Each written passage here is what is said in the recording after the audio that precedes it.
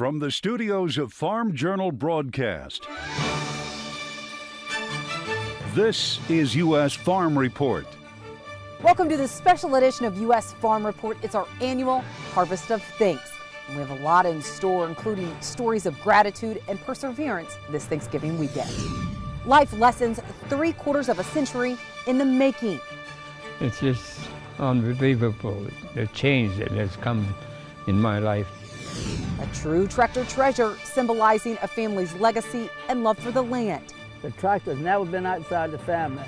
It's a time capsule that's been in the same family for nearly 100 years. A community coming together to help a farm family at the height of harvest in the midst of loss. Community, friends, family, neighbors just have been so supportive and helpful. He wanted to do things well.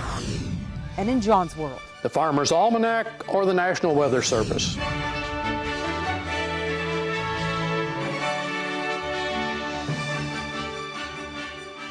U.S. Farm Report, presented by Pioneer. What's next happens when the name on a cap matches the power of one's purpose. Pioneer. What's next happens here. well, each fall we often hear stories of communities that came together to help a fellow neighbor in need.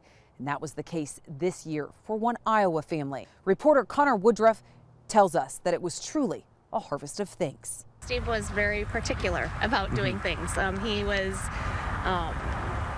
He wanted to do things the right way, and that extended into his personal life too. And he really touched a lot of people that way. After a year of chemotherapy to battle esophageal cancer, Steve Copenhaver passed away. His death was felt especially hard by his widow Amy and their children. I do various things with him that he taught me how to do well. It was a really great experience.